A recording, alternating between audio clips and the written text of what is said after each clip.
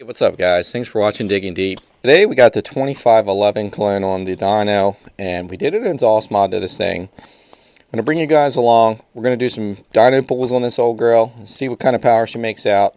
I'll bring you around here and show you the exhaust I just got done working on. It's not the prettiest thing in the world, still needs painted yet. I just brazed up a bigger outlet and punched a bigger hole in it. The outlet is bigger than the hole itself. It did enlarge in the hole, had a little trouble punching in there with the unibit because obviously we're going to come out the other side of the exhaust. This exhaust on this is kind of very like a pancake. It's very, very pancake style exhaust on this. Guys, I'd really like to see the comparison to the Echo 2511 OEM exhaust to this V-Modus. I would like to compare the two. Really, really pancake-ish on this, and it could be the exact same, I don't know. But we did put a larger outlet, punched a hole a little bigger. I just put it on the grinder over there and opened the hole up a little bit. We'll go back here and take a look. It's not the prettiest, but it's functional. And we'll see what happens on the dyno, guys. Let's get to it. All right, guys. It is just I could take some measurements for you, but it's just a larger outlet. You can see about how big the hole is in there. It's not quite as big as the outside diameter of the pipe. I didn't want to go too crazy big, but I think we might have. But yeah, we'll see what the dyno says. But yeah, we'll spray paint on it after I know we got some decent results. And I wasn't going to spray paint and then end up having to cut the outlet off, because we might fool around and cut that off and put some different size outlets on it just to see the difference. I mean, the one that's on there is, you know, the size of your pinky. It's pretty small. So we'll see what happens on the dyno, guys. All right, V-Modus 2511 muffler mod.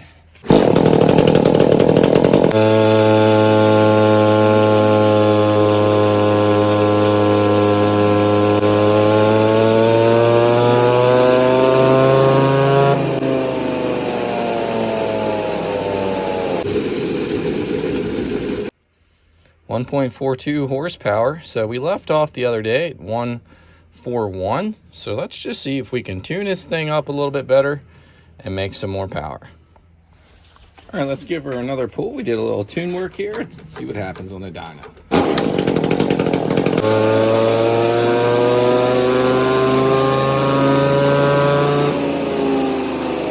Really felt the front side pickup on that. Should show up in the dyno. 1.32, so maybe we're going a little rich here, guys. We'll bring up the last pull we did. So the first pull a little stronger. So maybe I need to try and crack the high jet a little bit more lean and see what happens. Leaned it out a little more. She was definitely a little fat up top. And definitely lean on the idle circuit after the exhaust mod.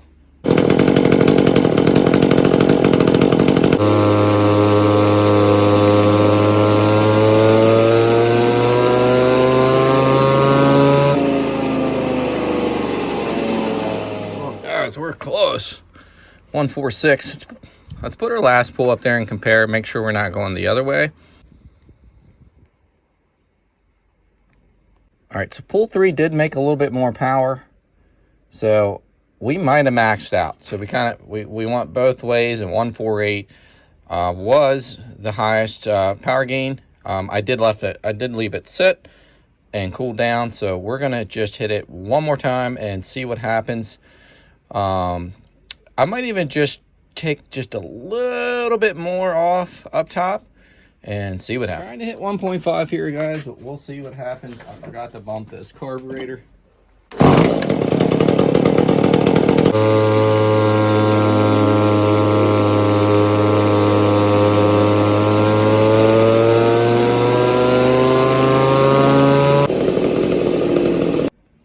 .44 horsepower.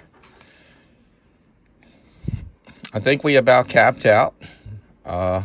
The saw really didn't like this muffler mod a whole lot. We did gain a little power.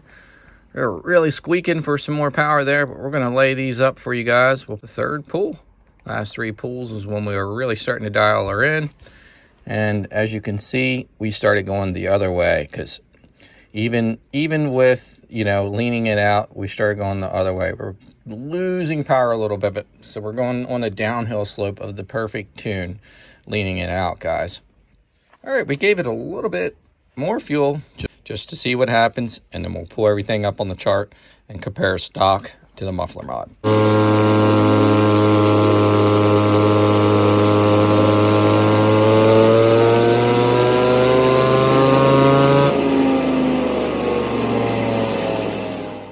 1.45 horsepower. Guys, that is all we are going to push out of this thing. I'll pull up all the data here for you guys just to take a look from stock to our best pull. All right, guys, check it out. We didn't lose power. We only gained almost 5%. I think it was like 4.8% or something if you do the 1.41 stock best pull we had. And then we did a 1.48 here. And yeah, just not the results we really were hoping for, but we did get some results. Things to keep in mind here today too is I do not have weather accusation adjustments on here at all, and it is a bit warmer, but it's not that much different that I think it would affect things that much. I'm not trying to look for excuses.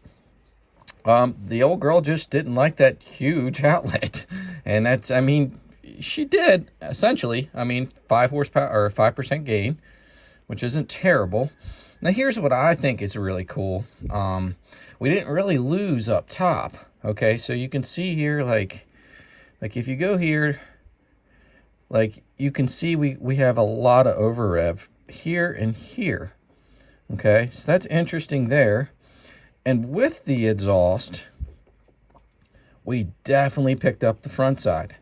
We picked up the front side here, okay, substantially from the 1.41. Not substantially, but definitely picked it up. And it just gained a little bit of over rev here. Nothing crazy different. But if you look at the torque specs, though, we definitely picked up in torque. So that makes sense of why you're picking up this front side. Oh, I clicked that again. Hoping this makes sense, guys. We substantially picked up in torque. We gained torque with this exhaust. We gained front side.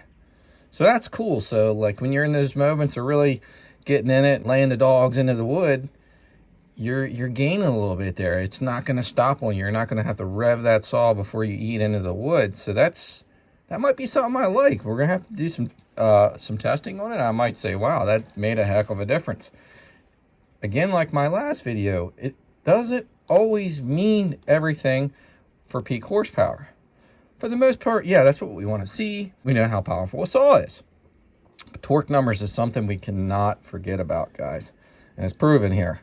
It is definitely proven here. All right, guys, it's the next day, and I thought, instead of splitting this up, let's just go ahead and advance the timing. It only took like 5 minutes, honestly. It took more time to unbolt this thing and bolt it back up. So I did warm her up a little bit and tack it. So she's probably still not quite warm yet, but we're going to see what happens, guys.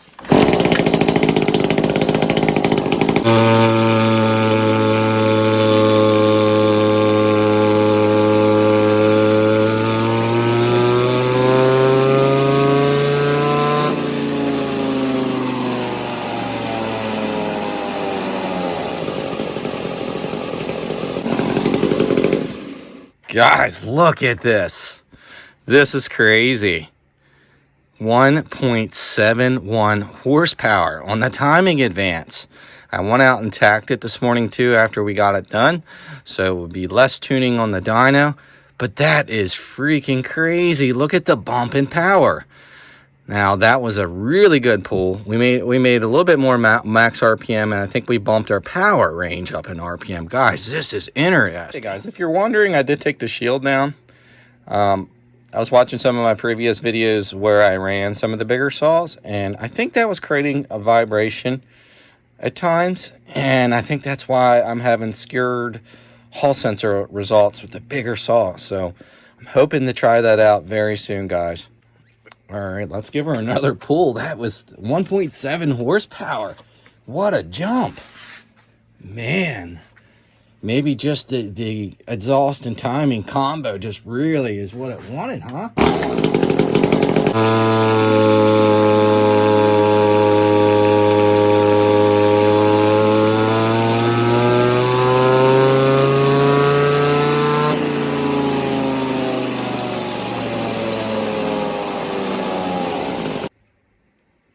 So we had 1.58 there.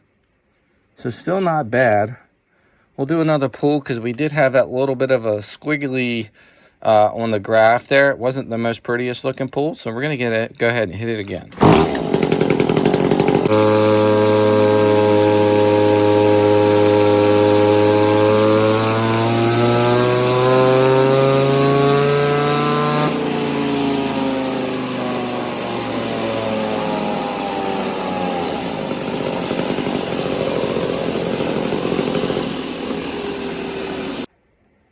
1.63. So we did drop off, but right off the back, the horsepower was right at 1.7. That's awesome. So I'm wondering if we can just bump the high circuit a little bit since it is going on the downhill slope. So maybe it's just a hair bit lean.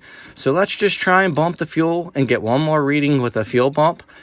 We're going to go enriching the high circuit, see what happens. All right, guys, we enriching the high circuit here. I believe we were tuned pretty good, so we were probably pretty close to peaking there and when we hit the 1.7, so we'll just find out here, guys.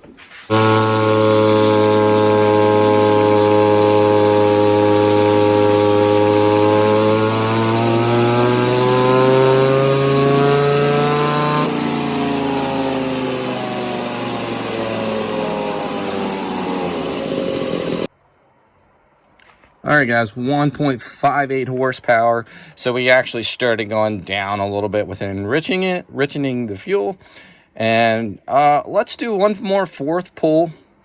And keep in mind, these are jumping around results just a little bit. And it's all staying here really, really consistent. I'm just going to lean it out one more time.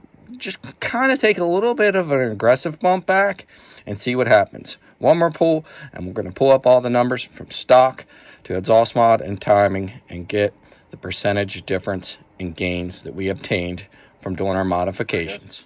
Let's hit the fourth pull here. We leaned it out again a little bit, pretty aggressive bump back, not too crazy, not to where it should really hurt anything. We should be able to see how it sounds on the high side here.